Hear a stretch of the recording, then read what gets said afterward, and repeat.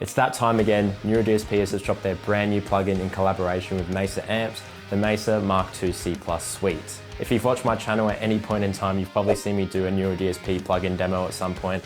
So when I got the email for this one, I wanted to do something a little bit different. Instead of the traditional plugin walkthrough that you've probably seen a million times where I go through every feature of the plugin and tell you what this is and what that is, we're just gonna get straight into it. 5 tones, 1 song, 1 plugin. It should be obvious by now that Neural DSP are the sponsors of this video. However, as always, all thoughts and opinions are my own. I only want to do videos for you guys that I think you will genuinely find use in and stuff that I use myself. I simply don't have enough time to make videos on things that I find. So I set out to make a demo song using just its plugin and get a wide variety of tones, anything from clean to ambient to heavy lead to heavy rhythm and everything in between. If I make this video on time and I'm quick enough to send the presets off before release day, these will be available under the artist tab in the actual plugin. However, if I miss that mark, I'll just leave them in the video description. So for the heavy rhythm tone, we're using the Mark II amp with the second cab, and the mics that we have on that cab are the Dynamic 57 on a 4x12 traditional, along with a Ribbon 121. One thing to mention is that you can switch to the back of the amp, whether it's on the Mark II or the Mark I, and you can adjust the presence and the reverb, as well as having the topology change as well. This is also being pushed by the Overdrive 1 pedal, which is a little bit more traditional and rounder sounding than the Overdrive 2, which for these thick chords, dense chords, I thought that sounded really cool. Part of the Mesa Boogie trademark, we also have the EQ controls on the front of the amp being utilized, which is where most of the tone sculpting comes from on Mesa amps. If you don't already know, bass, middle, and treble, all that stuff don't really do much on Mesa amps. They more affect your DI rather than the actual tone stack itself. This is where you get your tone shaping from.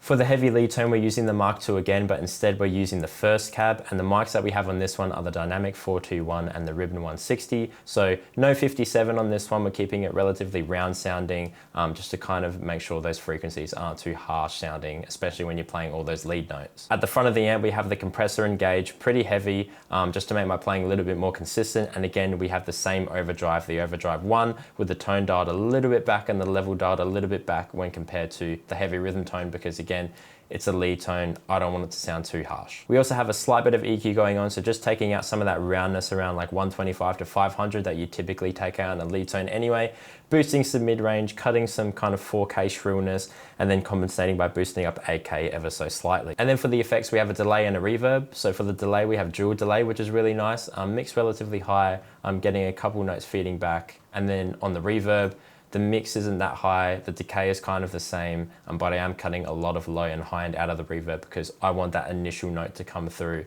rather than all the low end build up and high end build up that comes from the reverb. Again, pre-delay is turned relatively high because I want that initial transient to come through first on my lead tone.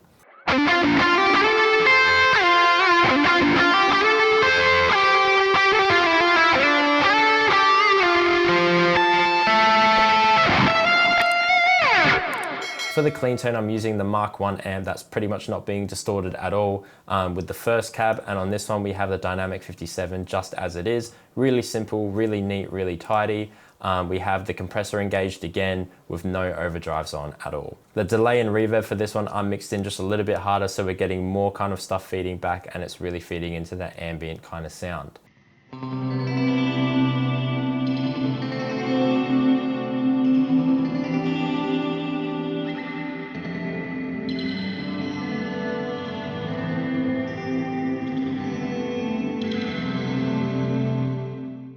For the high gain ambience that we have happening in the background of the heavy guitars, we're using the third cab this time with the Mark II, and the microphones that we have on it again are the 57 and the 121. This is also being boosted by the second overdrive with that high boost turned on, so a little bit more modern sounding, and we also have the chorus being pushed super hard. On top of the chorus, we have the mix being pushed super hard as well on delay, and reverb is pretty much maxed out with mix pretty much all the way and decay being super, super long. The EQ is also shaping the tone really strongly. We're cutting out a lot of low end, cutting out a lot of shrillness around 4K and dipping 1K to make sure that this ambient tone sits behind the heavy guitars rather than on top of them.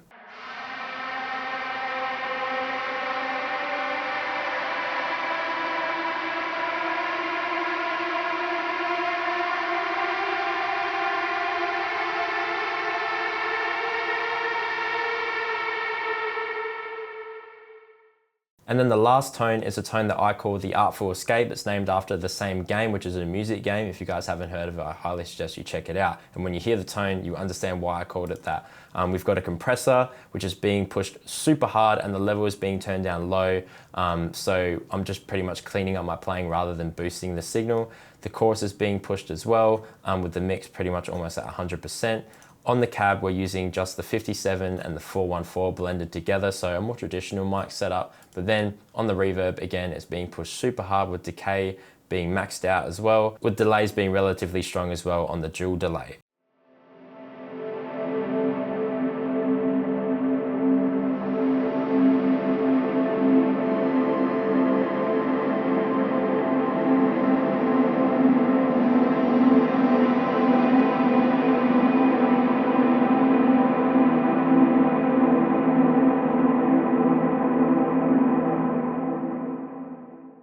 So I managed to get all these tones with the one plugin, but how's it going to sound being mashed together in just one song?